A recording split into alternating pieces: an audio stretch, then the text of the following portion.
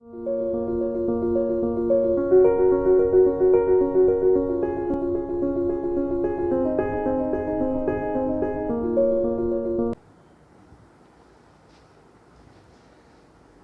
બચ્ચા લોગ, તો ફરી આપનું સ્વાગત છે મારી YouTube channel physics from the heart ની અંદર. આજથી બાળકો આપણે ધોરણ 11 ના વિડિયો સ્ટાર્ટ કરીએ છીએ. તો ધ્યાન દેજો બાળકો, આજથી તમને આ ચેનલ ઉપર ધોરણ 12 પછી એના જીનીટ ના લેક્ચર અને પ્લસ હવેથી તમને 11 સાયન્સ ના ફિઝિક્સ ના લેક્ચર્સ પણ જોવા મળશે. તો બાળકો, આ ચેનલને વધુને વધુ શેર કરો અને ખાસ સબસ્ક્રાઇબ કરો. ઓકે, ધ્યાન દો બાળકો. હવે તો આજે આપણે ધોરણ 11 ની અંદર શરૂ કરીએ પહેલું ચેપ્ટર. બટ ઈ પહેલા કેટલીક નાની નાની વસ્તુ સમજો બાળકો. તમે ધોરણ 10 ની અંદર ઓલરેડી તમે ભણી ગયા કે શરૂઆતનો જે પોર્શન જે હતો તમારો રસાયણને લગતો હતો એ આખું હતું તમારું કેમિસ્ટ્રી. પછીનો જે પોર્શન આવ્યો કે જેમાં તમે શરીરની રચના, વનસ્પતિની રચના આ બધું તમે ભણી ગયા, એ તમારો પોર્શન હતો બાયોલોજી. અને લાસ્ટમાં તમે જે વિદ્યુતના ચેપ્ટર, ચુંબકના, પ્રકાશના આ બધા ચેપ્ટર જે તમે ભણ્યા એ હતા ફિઝિક્સના ચેપ્ટર.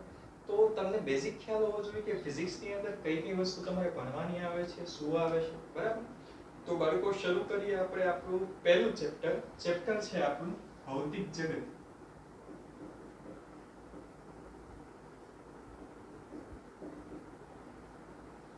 બાળકો, ડેઈલી રૂટીનની અંદર ફિઝિક્સનો ખૂબ જ ઉપયોગ થાય છે.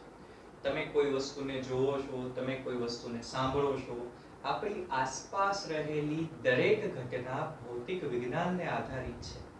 હવે તમારે ઈ વસ્તુઓનો અભ્યાસ કરવાનો છે. આપણે ફિઝિક્સની અંદર તમારી સાથે જે કંઈ ઘટનાઓ ઘટે છે, જે પ્રાયોગિક રીતે સાબિત થયેલી છે અથવા તો વ્યવહારિક રીતે તમે ઉપયોગ કરો છો, આ દરેક ઘટનાનો આપણે સંપૂર્ણ અભ્યાસ કરવાનો છે.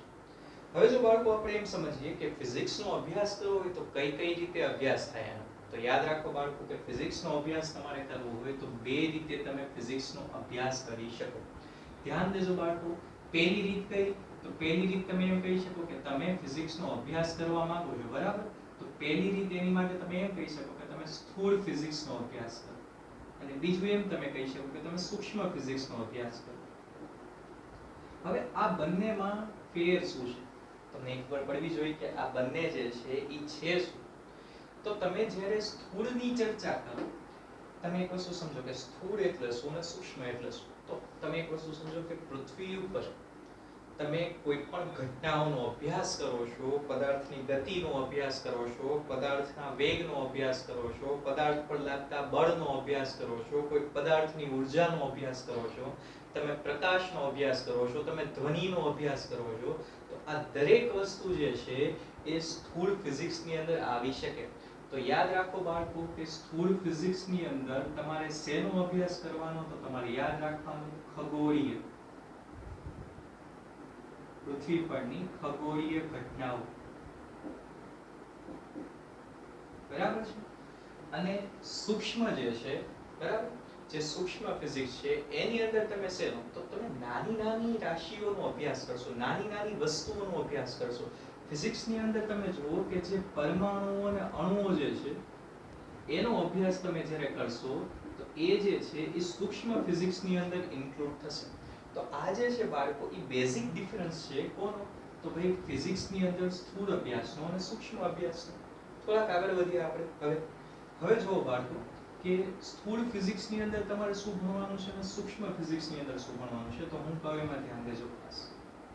સ્થૂળ ફિઝિક્સની અંદર એના પણ પાછા પ્રકાર આવશે. કેટલા પ્રકાર આવશે યાદ રાખો બાળકો. સૌથી પહેલા તમારે ભણવાનું આવશે યાંત્રિક ફિઝિક્સ, પછી આવશે વિદ્યુત ચુંબકીય ફિઝિક્સ, એના પછી આવશે ઉષ્મા ગતિશાસ્ત્ર,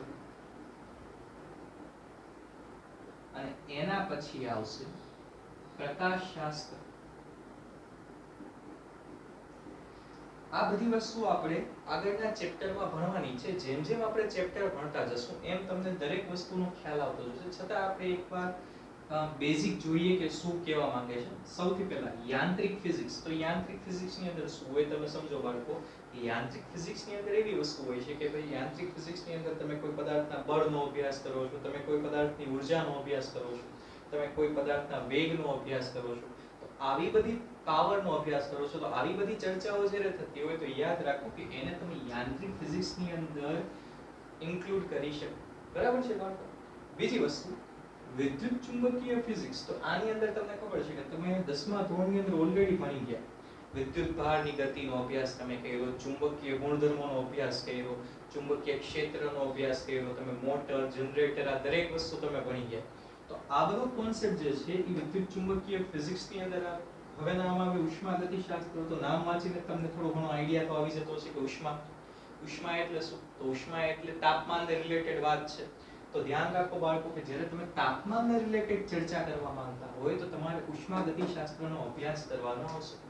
અને લાસ્ટમાં પ્રકાશશાસ્ત્ર, તમે લેન્સનું સૂત્ર, અરીસાનું સૂત્ર, પછી લેન્સનો પાવર, આ બધી ઘટનાઓ ભણી ગયા કે જેમાં પ્રકાશના કિરણો જે છે કેન્દ્રિત થતા, વિકેન્દ્રિત થતા, તમને કોઈ પ્રતિબિંબ આપતા. તો આ દરેક ઘટનાનો તમે જ્યારે અભ્યાસ કરશો તો એ પ્રકાશશાસ્ત્રની અંદર આવશે. ચલો સમજાય છે બાળકો. મેઇન વસ્તુ તમને સમજાવવાની જે મારી છે કે એ મેઇન વસ્તુ આ છે કે તમારે ફિઝિક્સમાં અભ્યાસ શેનો કરવાનો છે. તમે જ્યારે કોઈ પણ વિષય ભણો છો તો પહેલા તમને એનો બેઝિક આઈડિયા હોવો જોઈએ કે તમારે એની અંદર કઈ કઈ વસ્તુ સ્ટડી કરવાની છે. તો યાદ રાખો બાળકો ફરીથી કે તમારે સ્થૂળ ફિઝિક્સ અને સૂક્ષ્મ ફિઝિક્સ બંનેનો અભ્યાસ કરવાનો છે. અને સ્થૂળ ફિઝિક્સની અંદર જે આ 4 પ્રકાર છે એનો અભ્યાસ કરવાનો છે. થોડાક આગળ વધીએ આપણે. તો હવે આવીએ સૂક્ષ્મ ફિઝિક્સની અંદર. હવે કેવું કે આ જે છે ને સ્થૂળ ફિઝિક્સ, આને તમે એમ કહી શકો કે ભાઈ ક્લાસિકલ ફિઝિક્સ.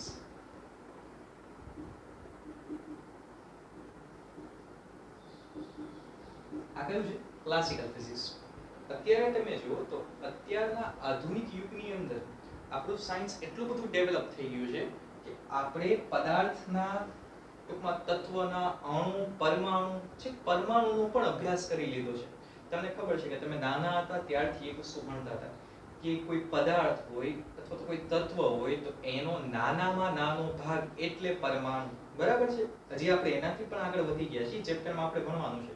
બટ તમે એક વસ્તુ સમજી લો કે જ્યારે તમારે ખૂબ જ સૂક્ષ્મ ફિઝિક્સનો અભ્યાસ કરવાનો છે તો તમારી માટે આ જે ક્લાસિકલ ફિઝિક્સ છે એ તો મર્યાદિત છે.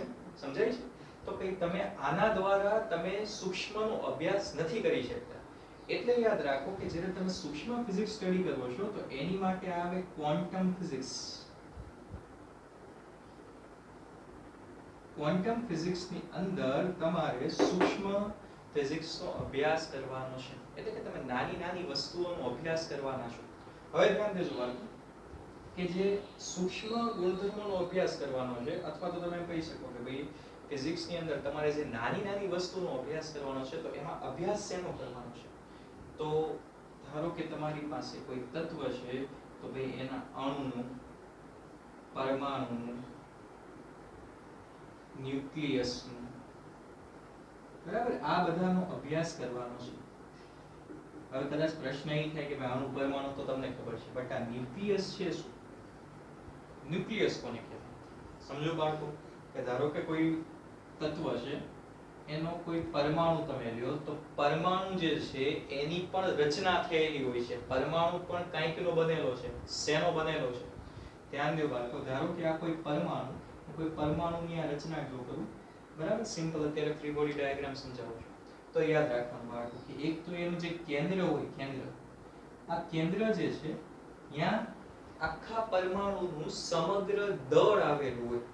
યાદ રાખો બાળકો કે પરમાણુના કેન્દ્રની અંદર જે છે એ પરમાણુનું સમગ્ર દળ આવેલું છે, કેન્દ્રિત થયેલું છે, તો એને કહેવાય ન્યુક્લિયસ. આ ન્યુક્લિયસની અંદર હોય કોણ? તો યાદ રાખો કે એની અંદર હશે પ્રોટોન અને હશે ન્યુટ્રોન. યાદ રાખો બાળકો કે પરમાણુના કેન્દ્રને ન્યુક્લિયસ કહેવાય, જેની અંદર પરમાણુનું સમગ્ર દળ કેન્દ્રિત થયેલું છે. બીજી વસ્તુ કે એની અંદર કોણ હોય છે? પ્રોટોન હોય છે અને ન્યુટ્રોન હોય છે. હવે વાત થાય કે ભાઈ આ પરમાણુની ફરતે જે કક્ષા જે છે એની અંદર કોણ ગતિ કરતું હશે? તો એની અંદર ઇલેક્ટ્રોન ગતિ કરતો હોય છે. યાદ રાખો, આ આખા પરમાણુની મેં તમને રચના સમજાવી દીધી, બરાબર? કે પરમાણુ જે છે એ શેનો બનેલો છે? તો એ પ્રોટોન, ન્યુટ્રોન અને ઇલેક્ટ્રોનનો બનેલો છે. કેન્દ્રની અંદર શું હોય છે? તો કેન્દ્રમાં સમગ્ર દળ કેન્દ્રિત થયેલું હોય છે. સમગ્ર દળ જે કેન્દ્રિત થયેલું હોય છે તેને કહી શકો તમે ન્યુક્લિયસ. ન્યુક્લિયસની અંદર કોણ હોય છે? તો પ્રોટોન હોય છે, ન્યુટ્રોન હોય છે. અને જે પરમાણુની ફરતે જે કક્ષા જે છે એમાં કોણ ગતિ કરતું હોય છે? તો યાદ રાખો બાળકો કે એમાં ઇલેક્ટ્રોન ગતિ કરતો હોય છે. આ કોન્સેપ્ટ થયો પરમાણુનો. જે ન્યુક્લિયસ વર્ડ આવ્યો એ મારે તમને સમજાવવાનું હતું. બીજી વસ્તુ કે ભાઈ આ બે જે છે ન્યુક્લિયસમાં છે તો એને તમે કહી શકો ન્યુક્લિયોન્સ. ઘણીવાર તમને એમ કે ભાઈ ન્યુક્લિયોન્સ છે એ કોણ છે? તો ન્યુક્લિયોન્સની અંદર કોણનો સમાવેશ થાય? પ્રોટોન, ન્યુટ્રોનનો, નહીં કે ઇલેક્ટ્રોનનો. કારણ કે ઇલેક્ટ્રોન ન્યુક્લિયસમાં આવેલો નથી. આ વસ્તુ ખાસ યાદ રાખવાની વાત. આગળ વધીએ આપણે બાળકો. આ જનરલ બધું આપણે જોઈ લીધું કે ફિઝિક્સની અંદર આવી વસ્તુ આવે છે. હવે થોડાક આપણે આગળ જઈએ તો હું તમને કેટલાક મૂલ્ય યાદ રખાવું છું આજના લેક્ચરની અંદર. તો એ તમારે ખાસ યાદ રાખવાના છે બાળકો. હવે ફિઝિક્સ જે છે ને એ અનલિમિટેડ છે, એની કોઈ લિમિટ જ નથી. તમે નાનામાં નાની વસ્તુથી લઈને મોટામાં મોટી વસ્તુ સુધીનો તમે અભ્યાસ કરી શકો. એક્ઝામ્પલ તરીકે તમારે જોવું હોય તો આપણે મુખ્ય 3 રાશિને ધ્યાનમાં રાખવાની છે. ધ્યાન દેજો બાળકો. એક તો લંબાઈ, એક તો સમય અને એક તો દળ. અત્યારે આપણે ફક્ત આ 3ની ચર્ચા કરશું કારણ કે આ 3 જે છે એ મૂળભૂત છે. રોજના વ્યવહારિક કામમાં આપણે આ દરેક વસ્તુનો ઉપયોગ કરીએ છીએ. ધ્યાન દેજો બાળકો, હું શું કહું છું. તમે ભૌતિક વિજ્ઞાન દ્વારા ક્યાંથી ક્યાં? તો તમે નાનામાં નાની વસ્તુથી મોટામાં મોટી વસ્તુ સુધીનો અભ્યાસ કરી શકો. તો કેટલાક મહત્વના મુદ્દા અથવા તો મહત્વના મૂલ્યો. પહેલું લંબાઈ માટે. હવે ધ્યાન દો, લંબાઈ માટે શું યાદ રાખશો તમે? તો તમે જોયું કે ભાઈ મેં તમને ન્યુક્લિયસ શું છે એ સમજાવી દીધું, બરાબર? ન્યુક્લિયસ શું છે તમને ખબર પડી ગઈ. તો યાદ રાખો બાળકો કે લંબાઈ જે છે એ નાનામાં નાની તમે કેટલી માપી શકો? તો ન્યુક્લિયસની ત્રિજ્યા જેટલી. અને ન્યુક્લિયસની ત્રિજ્યા કેટલી? તો ન્યુક્લિયસની ત્રિજ્યા કેટલી છે? 10⁻14 મીટર. યાદ રાખજો બાળકો, આ બધા મૂલ્ય તમારે યાદ રાખવાના છે કે ન્યુક્લિયસની ત્રિજ્યા જે છે એ 10⁻14 મીટર છે. બીજી વસ્તુ, ગેલેક્સીની સાઇઝ. તમે ભણી ગયા કે ગેલેક્સી જે છે બ્રહ્માંડની અંદર ઘણી બધી ગેલેક્સીઓ આવેલી છે. તો તમે એની સાઇઝ જે છે લઈ શકો 10⁻26 મીટર. હવે ઘણીવાર તમને એમ પૂછી નાખે પ્રશ્નની અંદર કે લંબાઈનું જે ક્ષેત્ર જે છે ક્યાંથી ક્યાં સુધી છે, અથવા તો લંબાઈના કાર્યક્ષેત્રનો ગુણોત્તર કેટલો? તો ગુણોત્તર કેટલો આવશે? તો યાદ રાખો બાળકો 10⁻26 અને મીટર અને છેદમાં 10⁻14 મીટર, બરાબર? 10⁻14 ઉપર આવશે એટલે 10+14 થઈ જશે. 26 ને 14 તમે કરશો એટલે 10⁻40 ગુણોત્તર આવશે. તો ઘણીવાર પ્રશ્નમાં પૂછે છે કે ભૌતિક વિજ્ઞાનની અંદર લંબાઈના કાર્યક્ષેત્રનો ગુણોત્તર ક્યાંથી ક્યાં સુધીનો છે? તો યાદ રાખો 10⁻14 મીટર થી 10⁻26 મીટર. બીજી વસ્તુ જો તમને એનો ગુણોત્તર પૂછે તો એ થશે 10⁻40.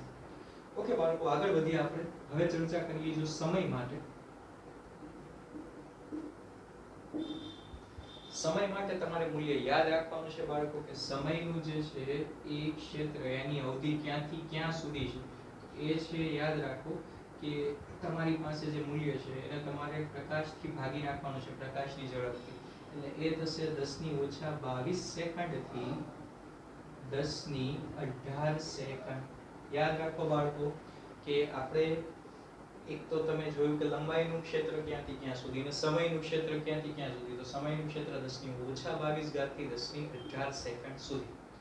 છેલ્લું દળ માટે ચર્ચા કરીએ બાળકો. તો દળ માટે યાદ રાખજો, બરાબર? દળ માટે શું યાદ રાખવાનું છે?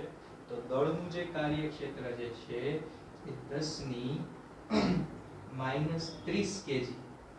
આ ઇલેક્ટ્રોનનું દળ છે. લગભગ ઇલેક્ટ્રોનનું મૂલ્ય તમે આટલું લઈ શકો. અને બ્રહ્માંડ જે છે આખું એનું સમગ્ર દળ, અવલોકિત દળ જે છે, અવલોકન કરેલું દળ છે, પાકું કહી ન શકાય, બટ 10⁻55 kg. તો આ જે છે બ્રહ્માંડનું દળ. તો જોયું તમે બાળકો 10 ની ઓછા 30 કેજી ત્યાંથી લઈને તમે 10 ની પ્લસ 55 ઘાત કેજી સુધીનો અભ્યાસ કરી શકો છો. તો બાળકો આજના લેક્ચરની અંદર આપણો બેઝિક કોન્સેપ્ટ આટલો જ રહેશે, જેની અંદર મેં તમને પહેલા તો ફિઝિક્સના પ્રકાર કેટલા, બરાબર, ફિઝિક્સની અંદર તમારે કઈ કઈ વસ્તુ સ્ટડી કરવાની છે, પછી સૂક્ષ્મ અને સ્થૂળ એ બંનેની મેં તમને ડિટેલ સમજાવીને કેટલાક મહત્વના મૂલ્ય જે છે એ મેં તમને યાદ રખાવ્યા, એક લંબાઈ માટે, એક સમય માટે, એક દળ માટે. તો આજના લેક્ચરની અંદર આપણે આટલો જ બેઝિક કોન્સેપ્ટ ધ્યાનમાં રાખશું બાળકો. પછીના જે આપણે કન્ટિન્યુઅસ લેક્ચર આવશે એની અંદર આપણે થોડાક વધારે કોન્સેપ્ટ જોશું. તો ત્યાં સુધી બાળકો તમારે અહીંયા સુધીનું ટેક્સ્ટ બુકમાં બધું વાંચી નાખવાનું છે, બરાબર. અને જો કોઈ પણ ડાઉટ હોય તો તમે કમેન્ટ કરી શકો છો બાળકો. હવે આપણે 11મા ધોરણના લેક્ચર કન્ટિન્યુ આવશે, બરાબર, અને એ જ સાથે ધોરણ 12ના વિડિયોઝ પણ કન્ટિન્યુ આવશે.